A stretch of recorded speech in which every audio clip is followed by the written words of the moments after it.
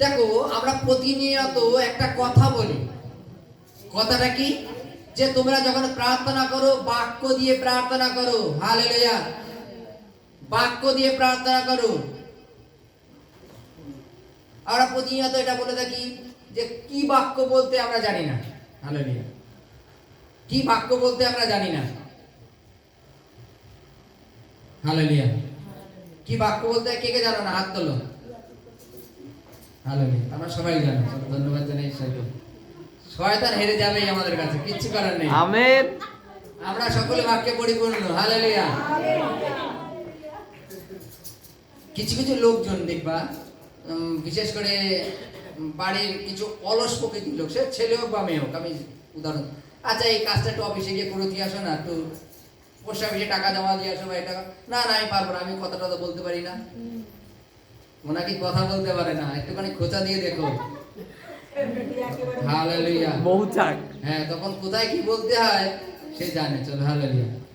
এই রূপ ধরনের। হালেলুয়া, বাইবেলে বলছে প্রতিনিয়ত তোমরা বাক্য দ্বারা প্রার্থনা করো। হালেলুয়া, যদি বাক্য দিয়ে প্রার্থনা না করো সেই প্রার্থনা নিষ্ফল। হালেলুয়া, বাইবেলে কি বলছে দেখো। হালেলুয়া, মতি লিখিত সুসমাচার 8:16। হালেলুয়া, আর সন্ধ্যা হইলে লোকেরা অনেক ভূতগ্রস্তকে তাহার নিকটে আনিলেও তাতে তিনি বাক্য দ্বারাই সেই ভূতগণকে ছাড়াইলেন এবং সকল পীড়িত লোককে সুস্থ করিলেন। Hallelujah, hallelujah, hallelujah, hallelujah. বাইবেলে লেখা আছে তিনি ভূতগণকে কি করে তাড়ালো? বাক্য দিয়ে। অসুস্থকে কি করে সুস্থ করলো? বাক্য দিয়ে। এইবার বাক্যের কেন প্রয়োজন আছে? হালেলুয়া, বাক্যের কেন প্রয়োজন আছে? বলো, ভূতগণকে তাড়াতে গেলে বাক্য লাগে নাকি? এবার হালেলুয়া, লাগে নাকি বাক্য? ভূতের সামনে গিয়ে বলো, ভূত তুই চলে যা, চলে গেল? হালেলুয়া, বাইবেলে লেখা আছে স্বয়ং যীশু খ্রিস্ট যখন পিতরের শাশুড়ির বাড়ি এসেছিল এবং পিতরের শাশুড়ি যখন জ্বর ছিল, জ্বর ছেড়ে যাওয়ার পরে, পরের ঘটনা এটা, পরে তিনি যখন সেই বাড়িতে আছেন দেখে ওই গ্রামের থেকে অনেক ভূতগ্রস্ত লোক তার কাছে নিয়ে আসলো।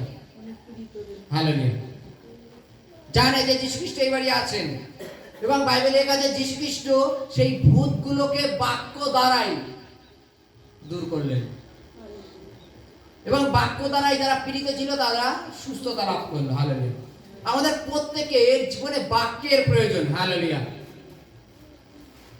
বাইবেলের প্রথম থেকে লাস্ট পর্যন্ত দেখো শুধু বাক্য বাক্য বাক্য বাক্য বাক্য।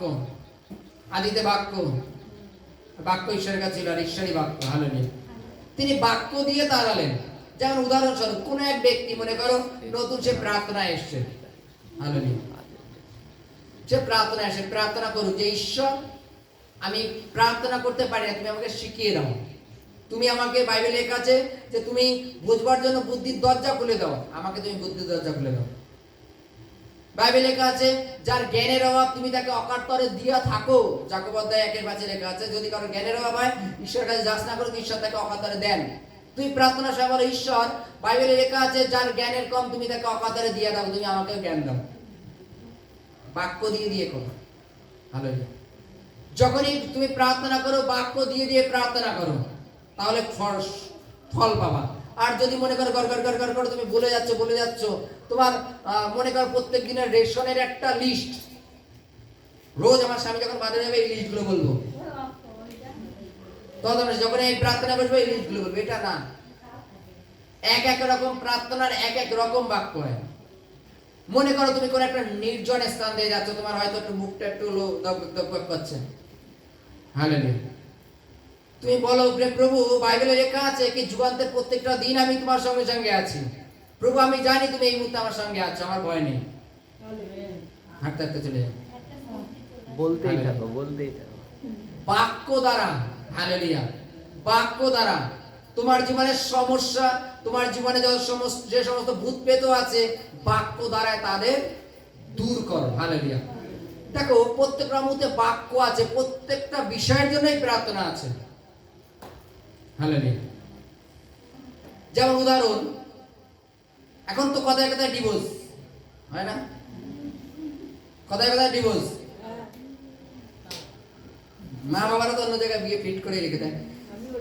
তুমি প্রার্থনা করো সেই সেই ডিভোর্স পরিবারের জন্য। ঈশ্বর, বাইবেলে লেখা আছে যে ঈশ্বর যা যোগ করিয়াছে মনুষ্য তার বিয়োগ না করুক। হালেলুয়া। বাইবেলে কি লেখা আছে? ঈশ্বর যা যোগ করিয়াছে মনুষ্য তার বিয়োগ না করুক। ডিভোর্সটা কারা করায়? ঈশ্বর করায়? জগতের মানুষ করায়। Hallelujah, hallelujah.